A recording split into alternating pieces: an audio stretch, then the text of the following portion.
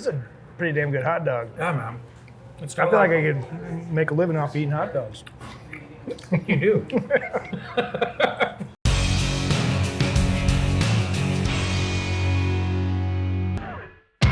When you think of Mexican cuisine, a hot dog might not be the first thing that comes to mind. But in Tucson, Arizona, Sonoran hot dogs are synonymous with the local food culture as tacos, tortas, or burros. It really is like a great thing here in Tucson. Everybody has their favorite cart, and yeah, man, I'm ready to like show you a couple of them. I met up with my good friend John Martinez, the chef at the highly acclaimed Tucson restaurant Tito and Pal. Let's go eat some dogs, huh?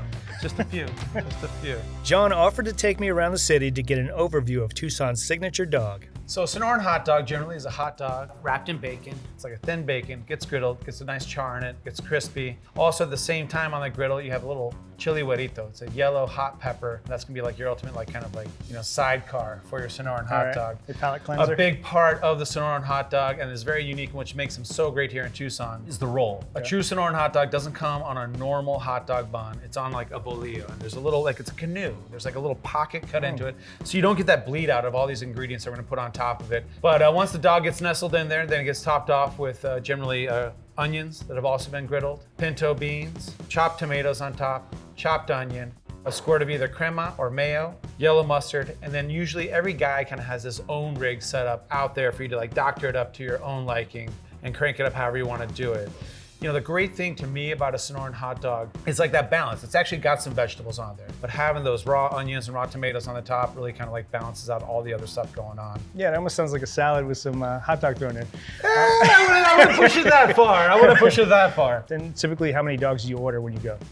You know, Sonoran dogs are a lot like mezcal. They say 1 is not enough and 2 is too many.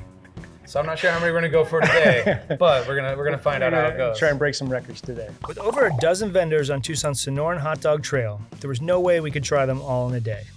So instead, we chose 5, each with their own twist on the local favorite. All right, well, we're gonna start with the granddaddy of them all. We're gonna go to Elguero Canelo. I mean, this guy's been recognized by the James Beard Foundation as being an American classic. He really is kind of the guy that got the ball rolling on bringing the Sonoran hot dog up to this side of the border. He had a small cart down on the corner of 6th Avenue and 6th Street. I figure a good baseline is to kind of see what the OG did.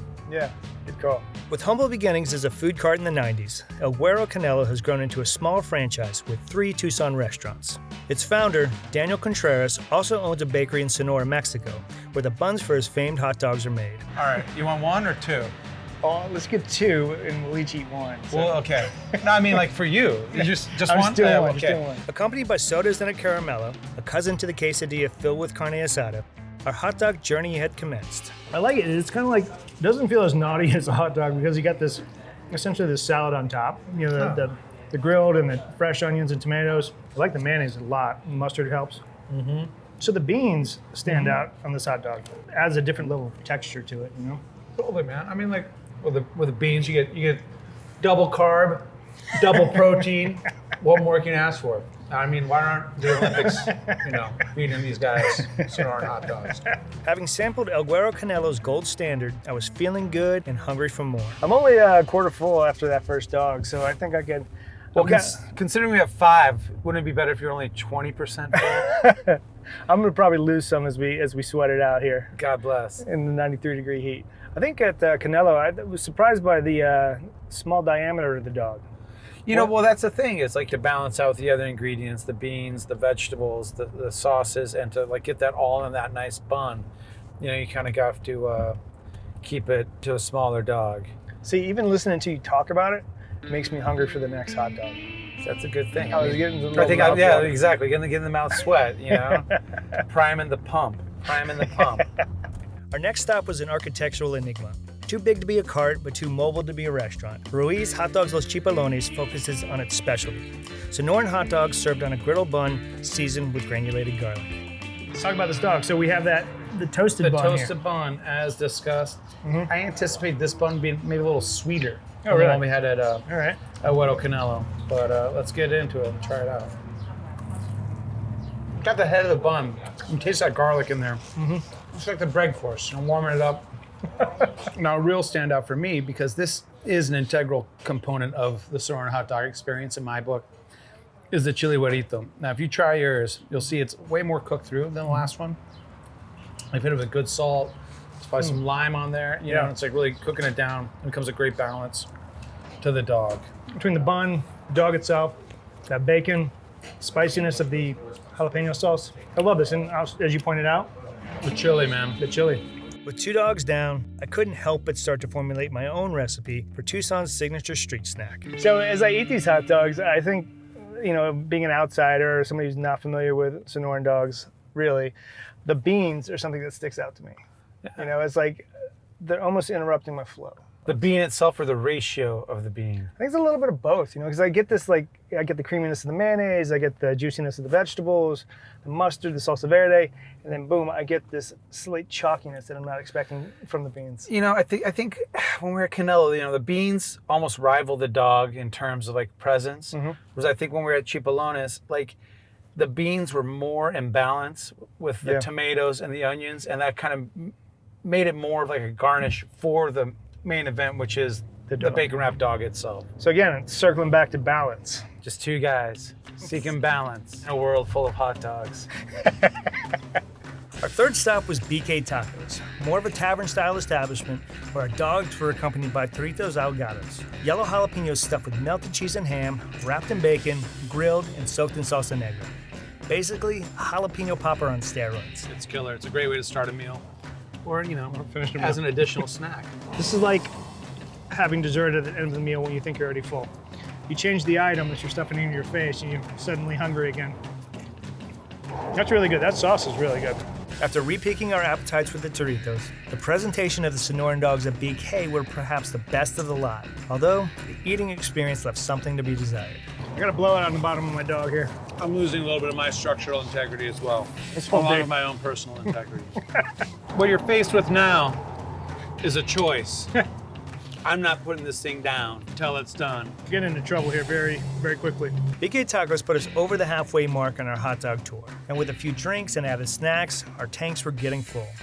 I'm starting to get a little taut. We could switch and pick up some sweatpants or something. I think there's a 10% Lycra component to these shorts, so. And my jeans are 50% okay. spandex.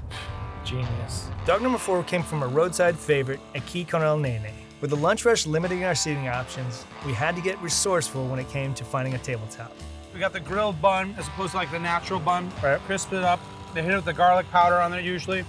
But then these guys, they put melted cheese on the inside of theirs that even makes it stand out a little more differently than the one we had earlier. Okay. So that's really good.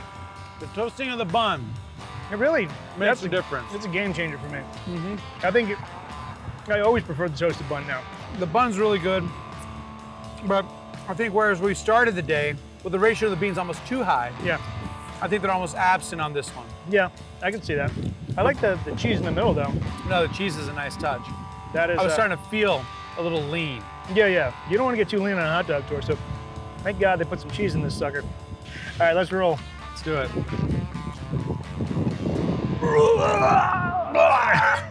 So, I mean, overall, I thought that was a pretty good hot dog, man. I thought the bun was great, especially like the chipolone. Both places we've had the toasted bun, it really goes to show how much, further it takes it, because it's funny because it's like, it's got this whole different moniker, right? Yeah.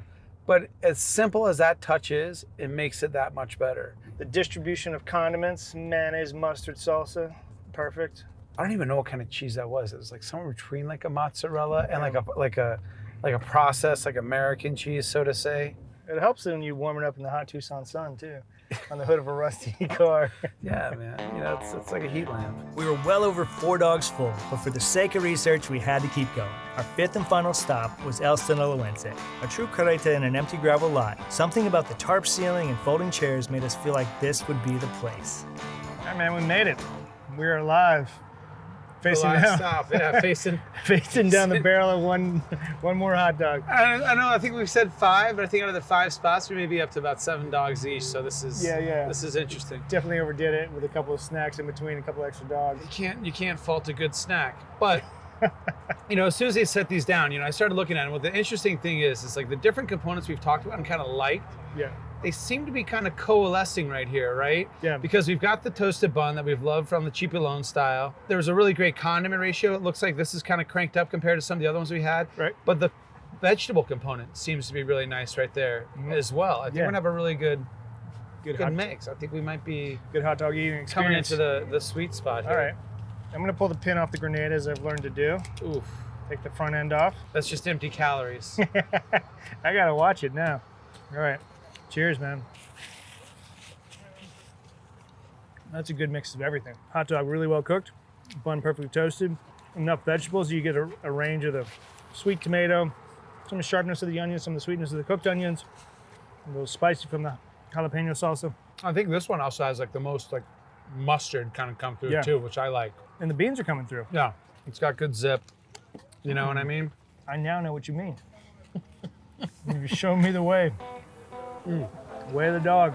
Tucson's Sonoran cuisine is wholly unique, and its famed hot dog is no exception. It's food that screams fun and indulgence, but it's also made with creativity and craftsmanship that you can't find anywhere else. There's a commonality where like the ingredients, the pantry that all these creators are kind of drawing on, it's the same palette, right? But just like any artist, you know, they're putting together their colors like in a different way and combining them in a different way and kind of innovating and creating something that is, you know, unique to not only our city overall or our region, but also unique to the creators themselves, to the people that are actually, you know, making the food. It just makes you happy. Yeah, it's just good, clean fun is what it is. It's good food. Hey, thank you so much. Oh, my pleasure. Cheers. All right, I want to send a special thank you to John Martinez from Tito and Pep, as well as all the hot dog vendors we visited today. If you like what you saw here, hit that like and subscribe button, and let us know down in the comments how you like to dress your Sonoran hot dog.